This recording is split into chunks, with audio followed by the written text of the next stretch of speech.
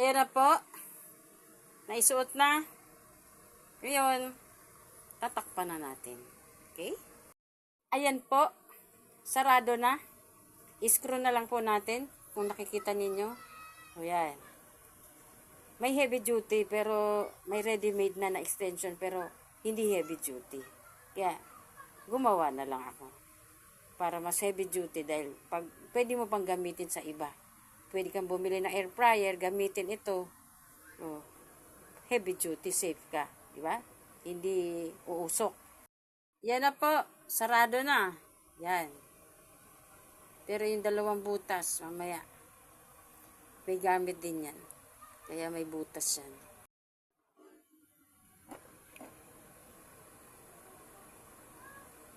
Yan. Lalagay ito. Yan, dyan yan. Saka ito. Yan. Yan ang gamit yan. Kapag i-screw mo sa wall. Ay, dito. No? Ito naman. Gagawin natin. Yan. Para dito. So, yung dulo naman ito. Yan naman ang gagawin natin. Dulo. Para dyan. Yan. Kikita mo yan. Yan o. Kung nakikita mo yan, buksan mo yan. Bubuksan mo. Yan o. Yan o. So, yan.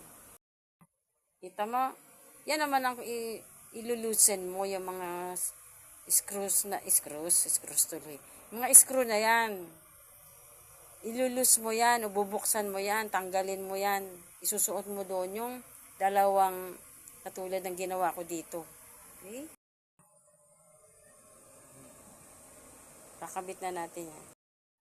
Ayan na po, naikabit na ang mga tatakpan na po natin. Naikabit na po. Yan, pagkabit niyan. Yan, for safety plug. Para sa safety ng plug. Okay? Para hindi tayo makuryente. Or mag-ground. Ayan na po. Naikabit na po natin. Ayan. Po. At ito na, oh. Ayan na sila, oh. Tapos na. Ayan na po. Try na po natin yan. Subukan na po natin yan sa washing machine. Kasi kailangan ko na maglaba. Hehehe. Naman, meron tayong, pwede na to. Pamputol, no? Meron tong yan. Tsaka, medyo kalawangin na dahil mga luma na ito. Yan, nagagamitin natin. Pambukas dito. Eh, kailangan pala, negative. Buksan na natin. So, ito, bubuksan natin to. So, dahil gagamitin natin ay positive. Yan. Bubuksan yan. Paluluwagin. Kasi doon isusuot yung mga tingga na galing dito.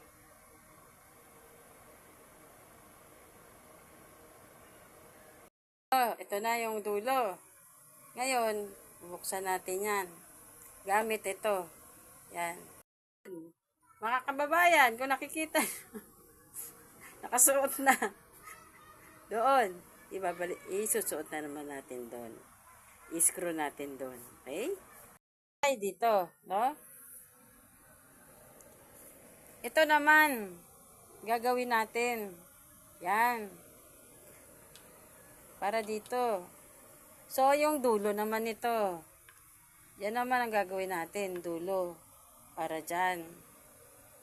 Iwalayin natin kabilaan. Okay? Na po. Try na po natin yan. Subukan na po natin yan sa washing machine. Kasi kailangan ko na maglaba. Hehehe. Gagawa tayo ng extension. 5 meters na cord. Heavy duty, and heavy duty na saksakan. Dahil sa maglalaba ko, wala pala akong extension. Malayo yung washing machine ko sa pinakasaksakan ko dito. So, yan. Kailangan kong gumawa ng extension. At binili ko to. So, halagang 180. Lahat yan. 180 pesos. At syempre, una, bubuksan natin to. Oh, para ma-install mo lahat ng ano dyan. Para maayos mo. Bubuksan natin muna ito. Yan. Kita nyo? Naman, meron tayong, pwede na to. Pamputol, no? Meron tong ano. Yan. At saka, medyo kalawangin na dahil mga luma na ito. Yan, nagagamitin natin. Pambukas dito. Eh, kailangan pala negative. So, hindi pwede ito kasi positive to. Positive to. So, gagamitin natin ay negative. Okay? Kasi ayan o, ibubuksan mo. Ayan po, bukas na. So, makikita nyo ang loob nito. Ayan. Okay? Buksan na natin. So, ito bubuksan natin to. So, dahil ano, gagamitin natin ay positive. Yan. Bubuksan yan. Paluluwagin. Kasi doon isusuot yung mga tingga na galing dito.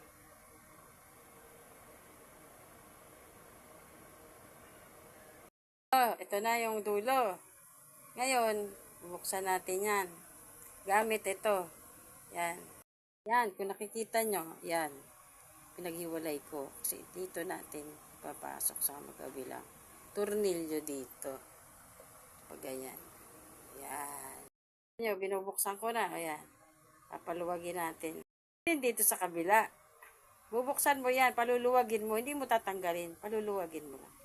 Para isusuot mo doon yung, iipit mo doon yung tingga. Yung copper na galing dito sa ayan na po, mga kababayan. Ikakabit ko na. Ito ipapasok dyan.